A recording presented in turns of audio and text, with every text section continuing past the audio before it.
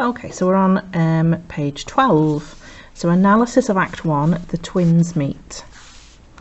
7 years have gone by and the twins are now, well, you guessed it, 7.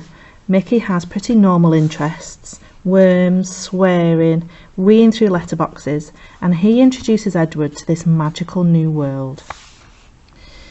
Mickey and Edward meet and become blood brothers. Mrs. Johnstone and Mrs. Lyons both try to stop the boys from meeting. They're not allowed to play near one another's houses, and both boys disobey their mothers. It's almost like they're drawn to each other, aren't they? They don't know that they're twins, they don't know they're brothers, but they are drawn to each other, they enjoy each other's company.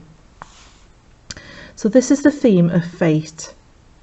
Okay, so it's fated, it's bound to happen that these two boys meet because they live in the same town or the same area, and they look like each other and they enjoy each other's company and they get on. So this is the fate theme. So the boys meet despite their mother's efforts to keep them apart. This shows the inevitability of their friendship. It's inevitable, it's bound to happen. Okay. The boys' language highlights the difference in their social class. Mickey's language is full of slang and swear words like bleeding and pissed off, and Edward uses middle class words like super and smashing. Okay, so again this shows the opposites of each other. Mickey is like the very poor, very poor, and the very opposite is Edward, which is, you know, very wealthy and he's been brought up with manners and an excellent vocabulary. So the children's game foreshadows later events. So Mickey, Sammy and Linda and the other children play a game of goodies and baddies. Edward stands watching them, which shows his longing to be part of their world. Okay, so he's not been, he's got nobody else to play with at home, has he? He's an only child, so he's got nobody else to play with. He doesn't have this imagination of playing these games of goodies and baddies, and he longs to be part of their world, so he wants to join in but he doesn't know how to, so which is a downside of being an only child. Okay, so the game is light-hearted. It doesn't matter if you die.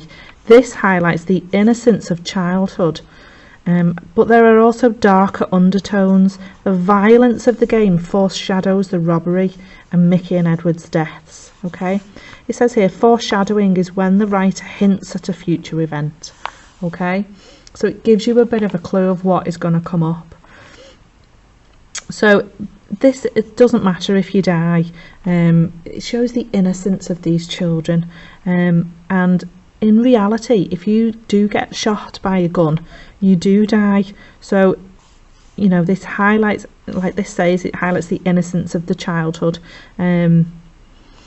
So Linda moves in to protect Mickey, and when the others pick on him, this establishes her loyalty to Mickey, and she looks after and stands by him as she will throughout the play. All right, so Linda is a real key character in this play. She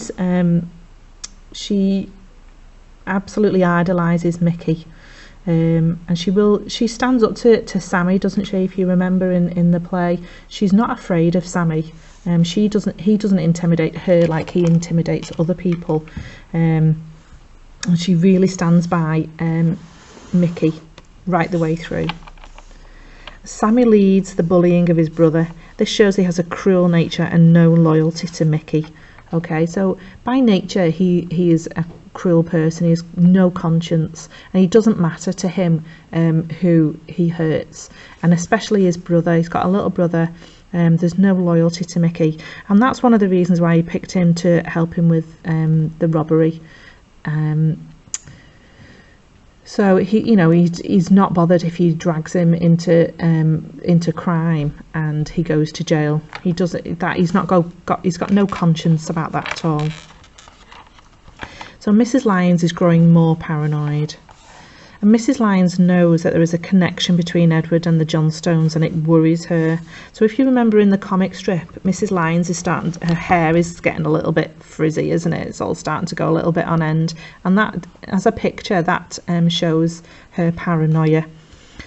Edward has picked up bad language from Mickey, and Mrs. Lyons reacts furiously. She's scared that he's becoming more like the Johnstones. He's drawn to them, isn't he? And he can't help but pick up the bad language that they use. She tries to deny the connection, telling Edward, "You are my son, mine." That's a quote that you need to remember. So she doesn't say it once, she says it twice. "You're mine." Okay, so she's trying to enforce that she's trying to convince herself as well, I think, that she is his actual mother. So the character of Mrs. Lyons. Oh, let's read this bit first.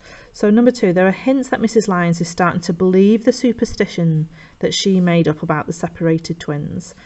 When Edward goes off with Mickey and Linda, she tries desperately to persuade her husband that they should move away, telling him, "If we stay here, I feel that something terrible will happen."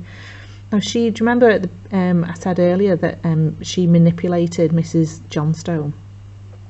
She's actually starting to believe it now. 7 years have gone by, and Edward is picking up on all these bad habits that she doesn't like.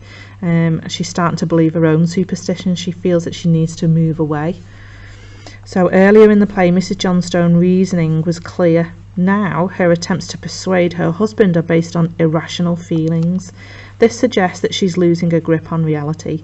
She's starting to her mental health is starting to falter here. It's probably keeping her awake at night, and she's not thinking straight, and she doesn't want to lose Edward, and so she's trying to move away from the Johnstones to help her own mental health as well, and to protect her son. She also dramatically sweeps a pair of shoes off the table, which echoes Mrs. Johnstone's earlier uneasiness. Her growing belief in superstition is making her increasingly unstable. So she's now, ironically, starting to believe in these superstitions. She doesn't want, shoes on the table to change what she's got. She feels that she's got this son by falsehoods, and by driving Mrs. Johnstone and manipulating her, and suddenly she feels that all that could be taken away from her. So this is a key quote: "I will always defend my brother." And that's quite a promise to make to some kid you just met. In all fairness to them, they stick it to it for a while, but thanks to the narrator's spoiler earlier on, we know that things aren't always going to stay this peachy.